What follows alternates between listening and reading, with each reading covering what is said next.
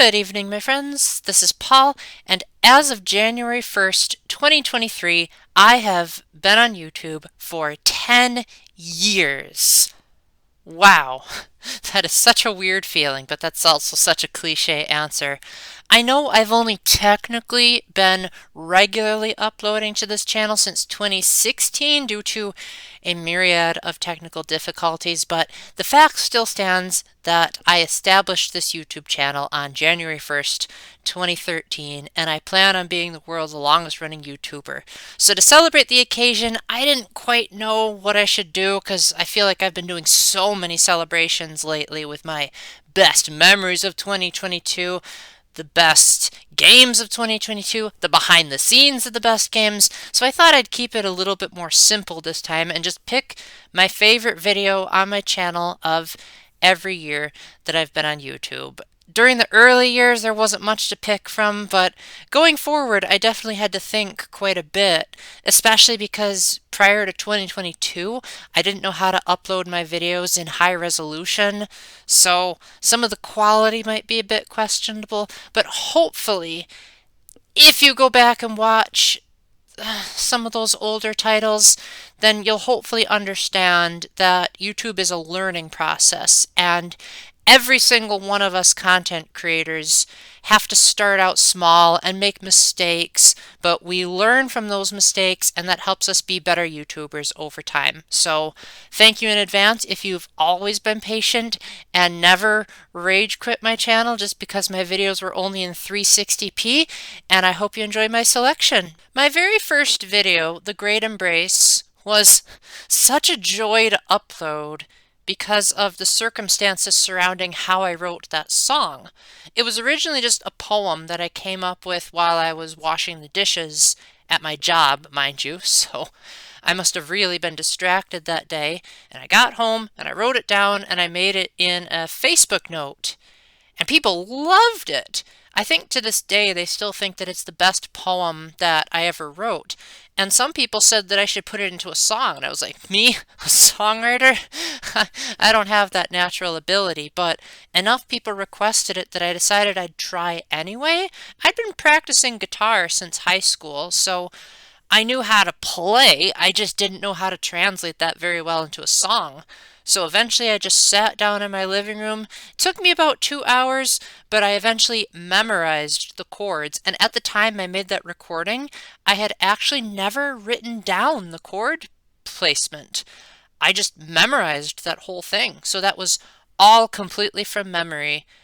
Granted, there's a better version of The Great Embrace in my Great Embrace with Drums video, but for a very first YouTube video, I think I probably could have done so much worse.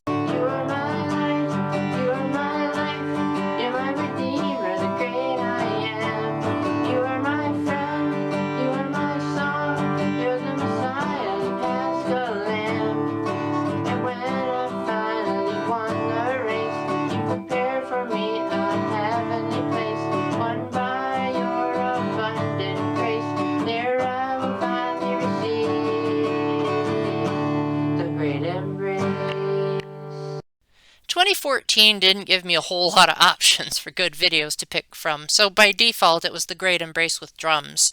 I think even if I had uploaded more in 2014, that still would have been #1, just because it was such an honor to me that my song was getting really popular around that time, as my brother liked it so much that he asked me to actually get the chords written down so that he could play it at my young adult group. It eventually became a regular song that we played during Eucharistic adoration.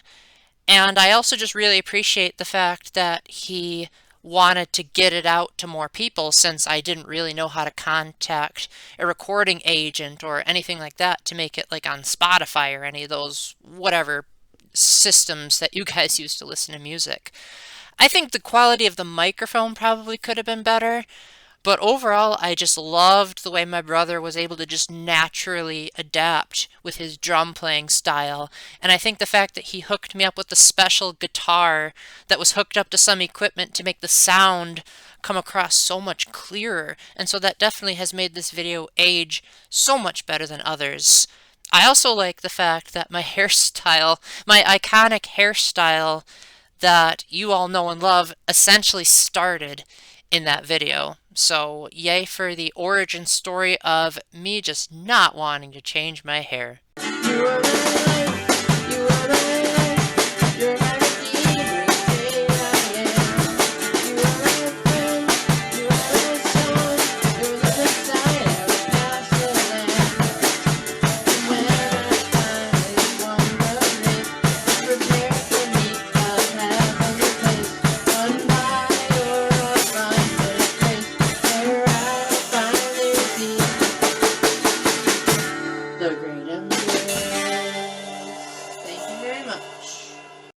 For the last of the pre-regularity years, 2015's best video was Praise You for My Broken Heart. Yeah, pretty much all I uploaded during those early days were poems and songs that I wrote. And Praise You for My Broken Heart was an interesting song because that was another originally written as a poem. I turned it into a song, things on Facebook. I was getting over a friendship breakup. Now, in retrospect, I realized that was a very unhealthy friendship, but at the time, I didn't really get all of the ramifications. And so to cope with the loss of that friend, I decided to put my mournful feelings into words and say, like, God, even though she left me, I am still going to be thankful for the opportunities to have so much better friends. And I actually think it was unintentional poetry that my friend Kara was sitting next to me and playing the song with me. As I know I'm not the most intuitive guy in the universe, but even I can spot the intense symbolism of how she became one of my best friends as a result of me learning from the mistakes of the other one. Also, a bit of behind the scenes context. That video was originally filmed as part of a half-day mini retreat that I held back in 2014. It just took its sweet time to get uploaded. And even though I filmed several other parts of the retreat, that was the only one that survived the big purge when my uploader cable to my original camera broke. So I'm glad I at least got part of it on camera. Lord, I give my heart to you. Lord, you make my heart brand new. I now have friends that won't drift apart. Lord, I praise you for my broken heart. Finally, we get to 2016, which was the year that I think that my YouTube channel officially started becoming a hardcore hobby of mine and has stayed that way ever since, all because I made a pledge that I would take the gospel to all nations. Now, most of 2016 was pretty easy to ignore, as back then I focused on much more straightforward Catholicism, but quickly realized that I was running out of ways to keep talking about Catholic subjects, and so I thought that I should broaden my horizons and maximize my talents. However, there was still one very clear winner this year, despite all of the cringe and despite all of those old reviews, and that was when I was hanging out with Kara, Matt, and Danielle. And originally, we were just going to do me and Kara talking, because our two Myers-Briggs types are considered enigmas to each other, and I wanted to showcase how different we were and yet how we could still come together to make a wonderful friendship. And Danielle had the bright idea that she would pop out at the right time and sabotage sabotage the video and be like, "Hey, guess what? An ENFP has joined." Of course, I think a lot of people say that video hasn't aged very well because Matt, the person holding the camera, laughed so hard that the camera was shaking. And I think it made it harder for people to hear what Danielle and Kara were saying after that. But I personally just think that the way Danielle just popped up and said, "Did someone say apple orchard?" was just so hilarious. So much so, in fact, that I put it in my new intro of this year. So if you watch that in slow motion, you'll be able to see that moment recorded for at least the rest of 2023. The fact that you're such a non-J by my standards has helped me to sort of be okay with being a bit more spontaneous, being a bit more go with the flow. Like today we went to the apple orchard and we were only intending to just have a casual hangout. So I was... Did someone say apple orchard? And she is an ENFP, and so she wanted to make a cameo in this video. In 2017, I decided to heck with the mission trip. I quickly changed my mind the following year, but to make up for it, this year I was able to chaperone the National Catholic Youth Conference. To this date, it's the most recent one I've done, so hopefully I'll find another youth group that's willing to have me tag along. But in the meantime, this was a fantastic experience that really allowed me to minister in quite a special way. I'll share you that story in other videos. But for now, I'm just so happy that I brought a camera with me and was able to highlight a lot of the best moments of that trip. Admittedly, other YouTubers who filmed that conference had such better video quality because they actually had iPhones. But I still think that those videos hold up more than most of my videos just because they're preserving such a special time in my life. And it's from my eyes. So it's almost as though you guys are literally there in the seats with me, just with a much blurrier vision. In terms of which NCYC video was my favorite, it was hard because I really liked most of the songs that I recorded, especially Sacred Silence. Jesse Manabusen's version of All Are Welcome still gives me chills when I re-listen to it. So the songs definitely gave me pause, but I think I had to pick the homily that was said at the opening mass because it was only a little over 2 minutes long. Would have been 4 if I hadn't cut out the parts where he was saying hello to all of the dioceses there. But I think it's just such a relevant homily. It makes sense even to non-Christians. I think that anyone who believes in God would be able to get something out of what he had to say. And it's so short, I'm just going to basically have the whole of it as a clip for this, just so you guys can really emphasize the point of, wow, despite being short, it's so memorable, and I'm glad Paul uploaded it. I'm glad I uploaded it too. I really hope that for those of you that are newer viewers of my channel that maybe thought my older videos were too cringe, now you can see what one of the best speeches in a mass I've ever heard was like. Our first reading from the book of Wisdom was written within a century before Jesus came. That's why it's such an important book, because it's talking about how wisdom is close to God, yet close to us. How wisdom is afar off, and yet wisdom is near.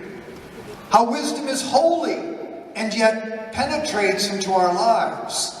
No other religion in the world, besides Christianity and this late form of Judaism, thinks about God being both far and near.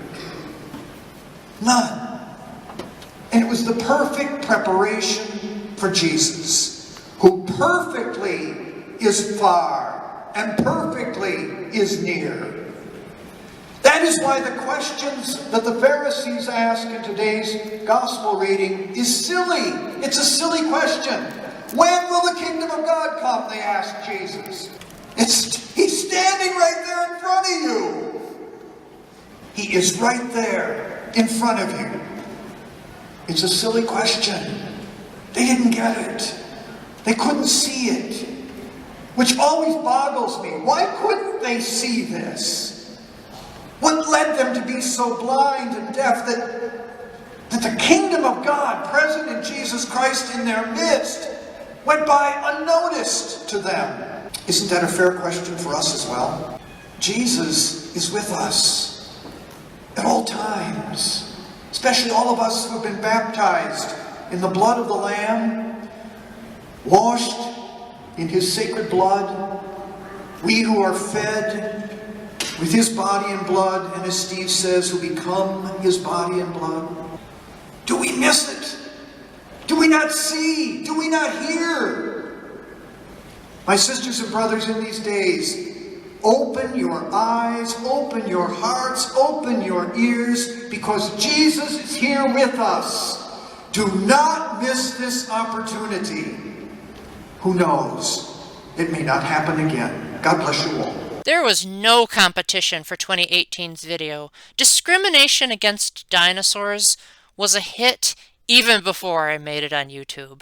Just in case you haven't heard the background behind how I made that video, On our 2018 mission trip, we were staying at Sacred Heart, Tennessee on our way down, and the place where we were staying at had a children's playroom, which was where the guys were sleeping.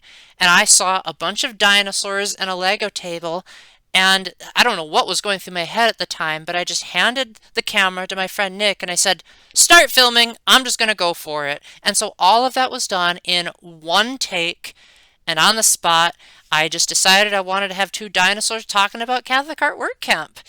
Now, in case you're wondering what was the inspiration for the accent and the voice, part of it was that we were in Tennessee and we had just spent Mass with a bunch of Tennessee people, so the accent was pretty fresh in my mind, but it was also a combination of their accent plus the accents of some of my coworkers who did not, speak in the same accent as I did. So I wanted to imbue a little bit of my coworkers' personality into the dinosaurs. So hopefully that kept their legacy alive if I never see them again. And then I showed it to my group leader and some of the people in my groups, and she absolutely lost it. And I knew, yep, this has got to go on YouTube because this is priceless. And it's short enough, just like the homily, that I can show you guys the entirety of the video. Hopefully you guys will agree with me that this is one of the highlights of my channel's history. And hopefully you can pray that something along those lines comes up again in my channel's legacy, or going forward, whatever the word is. You ever heard of yonder Catholic Art Work Camp? Nah, can't say I have. I've only been around since the age of the dinosaurs, after all. Well, Catholic Art Work Camp's the real deal. It's gonna make you go yahoo with excitement. Oh boy! When can I go?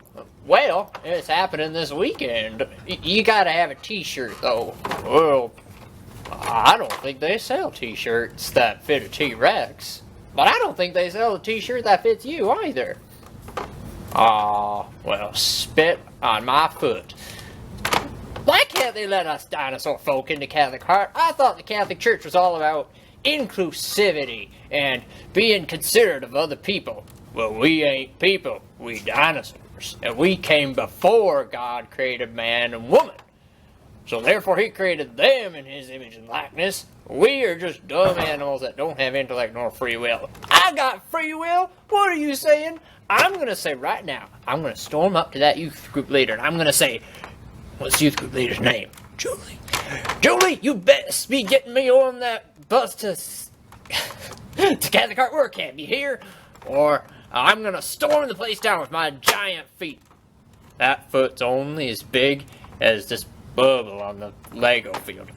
You know what I mean, Grandpa. Anyway, when we get to Catholic Art Work Camp, send a message and make sure that they let dinosaurs come to the camp next year, because that's discrimination. And we can't be having that in the Catholic Church. No, we can't.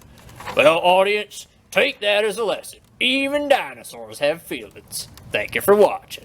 2019 was a little bit harder to pick from, as I had been using a capture card for most of my reviews for the entirety of that year, so the quality had started to step up, even if it wasn't quite in 720p and HD at that point. It was at least getting to the point where I could have footage, and I also was getting more comfortable with my speaking style. And so going through some of those videos in 2019 was a little bit harder. However, there was one particular project that I remember being an absolute nightmare to put together, but being very pleased by the final result. And that was when I took the opening of Super Smash Bros. Ultimate, but I made it so that the characters appeared in chronological order of their debut game's release. And I remember showing a side-by-side comparison to my mom. I showed her the original opening, and then I showed her mine. She actually liked mine better because she said it matched the tempo of the music so much better, and it sounded like it was all intentional to match with the lyrics. And I said that just happens to be a coincidence with how the video was cut together. Admittedly, back then, I didn't know how to do audio tracks, so the musical quality was something to be desired. But I do think that that was one of my finest editing moments in the history of this channel.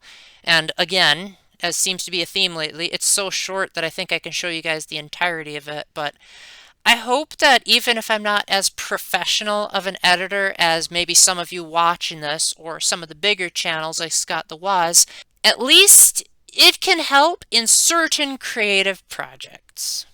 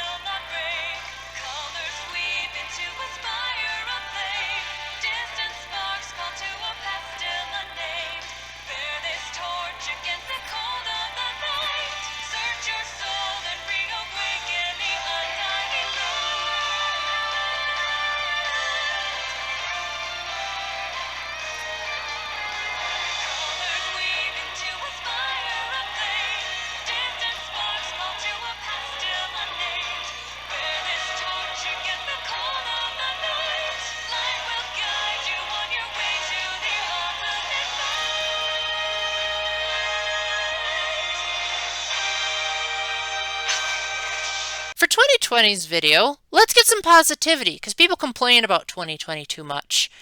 My friend Kara and I were hanging out and I wanted to do some filming about Myers-Briggs, as I was really inspired by YouTuber Lejo, as she had done a skit on her channel as an INTJ, giving a personality to each of the 4 functions in her cognitive stack. And I thought that that was so brilliant that I wanted to do it with mine. However, as seems to be a pattern, I didn't have a script and I didn't prepare it beforehand, so all of that was done in one take. All Kara did was she presented a hypothetical scenario and I just acted out what I thought each of my functions would act like in that scenario. Admittedly, I probably should have told her not to film it in vertical video. That would have helped this age a little bit better. But I do think that enough people liked it and appreciated such a concept, because ISTJs don't really make a whole lot of videos on YouTube, and that maybe they can learn something from it. All right, you want to go on vacation, but you don't have a ride there. Okay, cool. Hey guys, let's go on vacation. Where do you want to go? Oh, extroverted intuition. Remember the last time we went on vacation? That didn't go so well. Remember how the car broke down, and remember how uncomfortable the seats were? I also remembered that the last time we went on vacation, it was super duper sad, and I was in really deep depression. We don't need your nonsense. You see, you ruin everything. I don't want you around, okay? So you're saying I'm just useless then? You don't like me? Of course we don't like it. No, calm down, T.E. I value your opinions so much. If it wasn't for you, I probably would just keep getting my heart broken over and over again, like the last time we went on vacation when that girl just treated us like absolute trash. Hey, I know! What if we go on vacation with all guys? Annie, we don't want to do that. Because the last time we went on vacation with all guys, remember what happened. Alright guys, let's just stop moping and figure this out. We need a ride to get on the vacation. So, where are we going to find the resources? SI, you know the drill. Yes, thank you, TE. Well, if we're going to get a ride, then we have to figure out how much money we need for renting the vehicle. Then we also have to figure out how much gas mileage is it going to take to get to the place that we want to go to. Any ideas? I mean, I have a suggestion. What if we just go on vacation to a friend's house? Then that friend has been trusted, so why not just go again? That's actually a pretty good idea, FI. Yeah, so if we go to visit a friend, then that would significantly cut down on the costs. All right then, team, I've got it. We'll go across the street. Ooh, if we go across the street, then we don't need to get a car at all. We can just dance down the street. Annie, no. If you do that, there could be a car coming. Do you even watch where you're going when you go down the street? Why would I want to watch where I'm going? I just want to have fun. Well, we just don't want you, so drop it, will you? Annie, what we're going to do when we get on vacation is you are just going to zip it. You're going to be a silent observer. SI and I will do all the work. FI, you can chime in every now and then, but make sure to raise your hand first because that's the proper procedure, understand? Yes, TE, I'm sorry for always getting in the way. Do you know where our nearest box of tissues is? I'm kind of feeling homesick already. Well, audience, take that as a lesson. NE and FI are nothing but trouble. Just ignore them.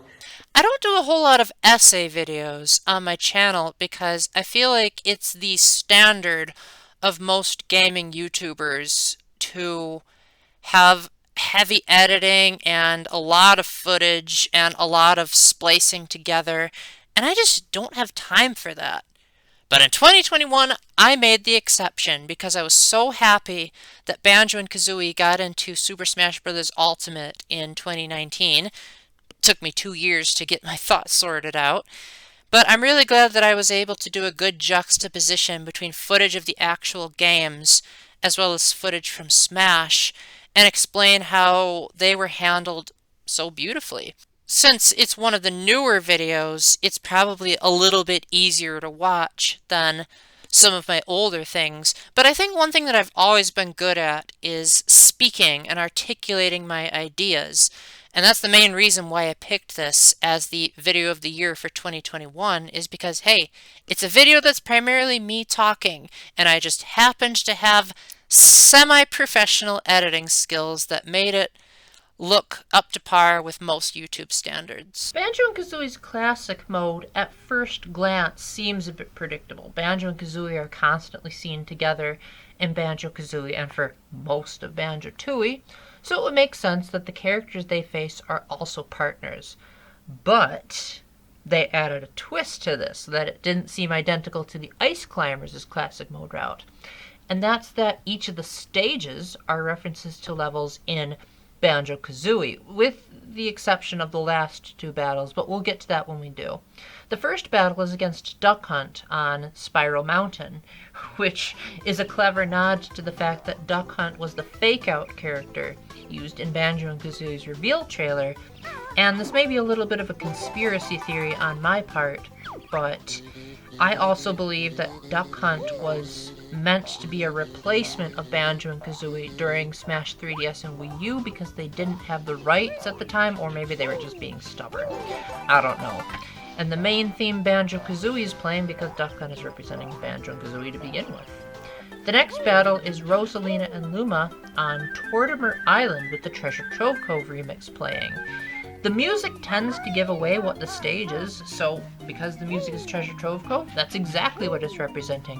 Tortimer Island is an island, just as Treasure Trove Cove is a beach level. Next up, we have the Ice Climbers on the summit with Freezeezy Peak playing. Freezeezy Peak is a snowy level that has a lot of Christmas themes playing. Next is Link and Zelda on Mushroomy Kingdom to represent the desert world, Gobi's Valley. Then we have Fox and Falco on Luigi's Mansion with Mad Monster Mansion playing, and do I even need to say it? Mad Monster Mansion, Luigi's Mansion. It's like the two were made for each other. Now, why Fox and Falco are dark colored is probably because Mad Monster Mansion is supposed to be spooky. And finally, for 2022, we have the most epic games of 2022 list. This is by far my favorite video to make in the entirety of my channel's history. And maybe it's just recency bias talking, but honestly, I had so much fun compiling together the games, getting Kevin Brighting, the voice of the narrator in Stanley Parable, to reprise his role specifically for my list, to get my friend Todoroki to write the script, my other friend Sploon to draw the thumbnail, and trying to edit together the audio tracks and the fireworks shows and getting the footage just right. It was all just such a dream project. It was so much of a dream project that I even made a behind the scenes video of it. I am just really thankful that so many variables came together to make what, in my opinion, honestly could probably stand toe-to-toe with professionally edited top 10 videos. And I think for someone who's non-professional and doesn't get paid for it, that was a pretty decent job. So I hope you guys will check it out. If not, then, well, at least those of you that didn't like games checked out my best memories list, and you got to hear the Kevin Brighting bit. So if you only heard that much and nothing else, then that means the world to me. Hold on. Only number 2? Paul, do you realize what a scandal this is? Think about the reception of the original Stanley Parable. It was a groundbreaking title in 2013, and the new Ultra Deluxe version's new content has gone above and beyond to give the fans exactly what they want, while keeping the entire original package intact. You might even say it's 2 games in one, and yet you've had the audacity to place it at number 2? I bet your number 1 game is some overpriced piece of nonsense. Ultra Deluxe should be the standard in gaming sequels and gaming in general. Well, no matter. Bucketless people like yourself have no taste in list-making. Paul's audience, if you're watching this right now, turn off your devices. Don't entertain his delusions of entertainment any longer. Most of you will probably disagree anyway.